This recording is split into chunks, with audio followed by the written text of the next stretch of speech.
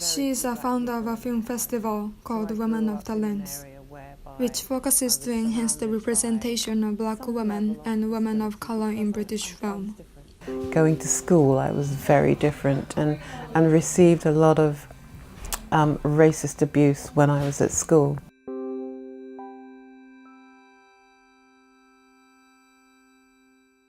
My name is Jennifer G. Robinson. I would say that I am an educator. Education is a passion of mine, so I'm a lecturer and teacher, and I do that in film and media studies.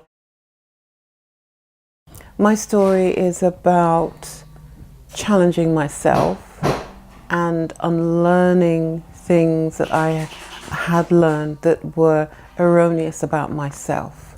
So the idea that somehow I could not, or I should not, or I would not, I had to unlearn all of that and realize I could, I should, and I would, and I will. I did have challenges, not because I think there's anything wrong with my gender or my race, absolutely not. Other people obviously have those issues, and if those people are in positions of power, then they have a negative impact in my ability to move on. So I have had a couple of instances where I didn't get a job because of that, or I wasn't promoted because of that, with a lot of struggle, a lot of challenges, because I didn't have the same opportunities. I didn't move in the right circles, so I had to go and find and fetch for myself. And through doing that, I realized that I could do what I wanted to do the way that I wanted to do it. But it's been hard, it's been a challenge, it's been a struggle. It hasn't been easy. I had to not re-educate myself, but go and get additional qualifications.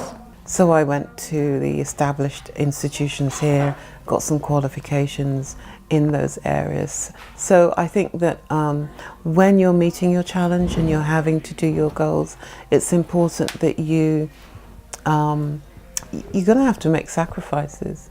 Some of that is time, some of that is money. Unfortunately, some of that is family. But you can't do it forever. You've got to set a finite time so that you can start to get the rewards of the sacrifices that you've made. My reasons for creating the platform, or some of my reasons for creating the platform, was because the idea that there were not creative, talented filmmaking women, Black women and women of colour in London, in the UK, was an anomaly to me. I was tripping over these women every day. And yes, the institutions, there are reports and there are surveys and data and figures which show that these groups are underrepresented in the industry, but so little has been done about it.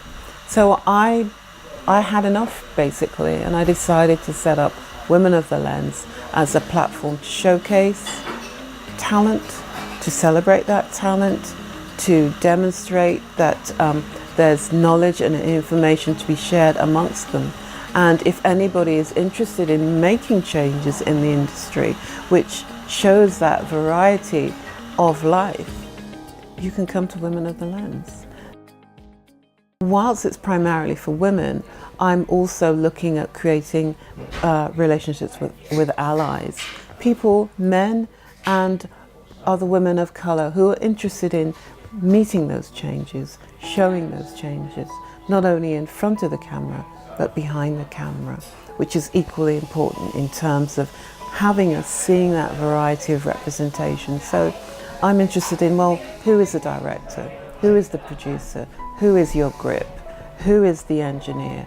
Who is the editor? All of those kinds of roles are equally important in the industry. My end goal is for longevity and legacy, so that when we see the next equivalent Ava DuVernay or other really inspiring Black women directors, they can trace their steps back to Women of the Lens. You know, I screened my first film at Women of the Lens, or I met so-and-so at the event that Women of the Lens had built and put on. That's what I want. I want longevity and legacy, something that's going to be here long after I'm gone.